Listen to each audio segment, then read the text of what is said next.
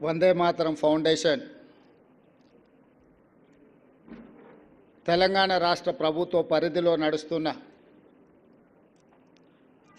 పాఠశాలలో రాణించిన ప్రతిభ కలిగిన 10/10 మార్కులు సాధించిన విద్యార్థులను ఈరోజు రాష్ట్ర స్థాయిలో రవీంద్ర భారతికి ఆహ్వానించి వారిలో ఉన్న ప్రతిభను, వారిలో ఉన్న పట్టుదలను ఈ వేదిక ద్వారా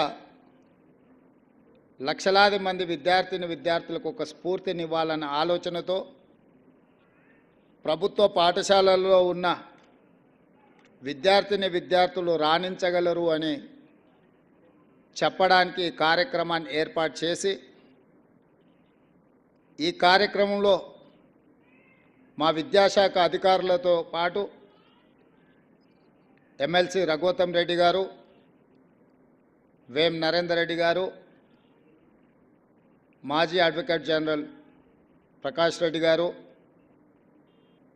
ఇతర పెద్దలందరూ, విద్యార్థుల తల్లిదండ్రులందరూ ఈ కార్యక్రమంలో పాల్గొని ప్రభుత్వ పాఠశాలలో ఎవరికంటే తీసిపోవు అవకాశం వస్తే తమ ప్రతిభను ప్రదర్శించగలరని నిరూపించినందుకు ఈ కార్యక్రమాన్ని ఏర్పాటు చేసిన వందే మాతరం ఫౌండేషన్ రవీందర్ గారికి, మాధవ్ రెడ్డి గారికి మనస్ఫూర్తిగా అభినందనలు తెలియజేస్తున్నాను.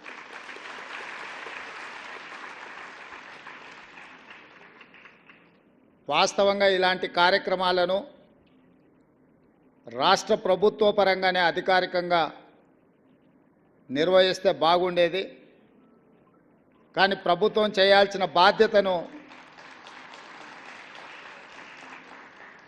వందే మాతరం ఫౌండేషన్ నిర్వహించడం ద్వారా మా ప్రభుత్వానికి కూడా బాధ్యతను గుర్తు చేసినారు.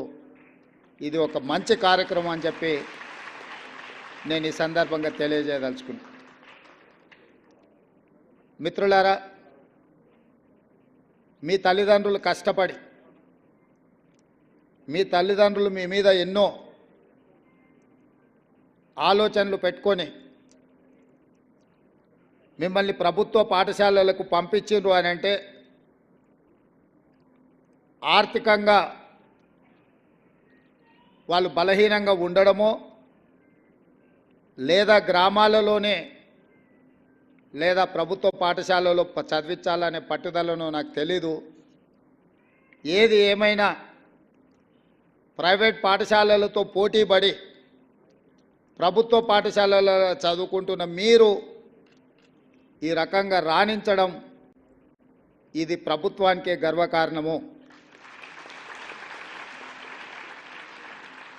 నారాయణ కాలేజీలో ర్యాంకు సాధిస్తే నారాయణ గారు ఫోటో దిగి ఈ విద్యార్థులు నా కాలేజ్ అని చెప్పుకుంటాడు.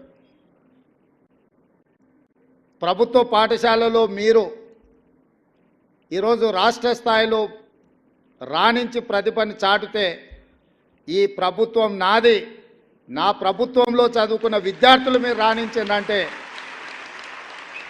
మీరందరూ మా విద్యార్థులు.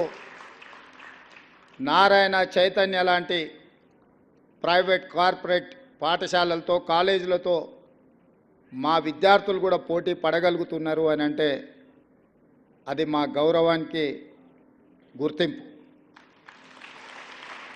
ఇందులో మా ప్రయత్నం పెద్దగా లేకపోయినా, మా ప్రభుత్వం పెద్ద ఎత్తున మీ పట్ల దృష్టి సారించకపోయినా మట్టిలో మాణిక్యాలుగా మీరు రాణించి ఈనాడు ఈ ప్రభుత్వానికి గౌరవం తెచ్చిపెట్టినందుకు విద్యార్థులందరినీ కూడా మనస్ఫూర్తిగా నేను అభినందిస్తున్నాను.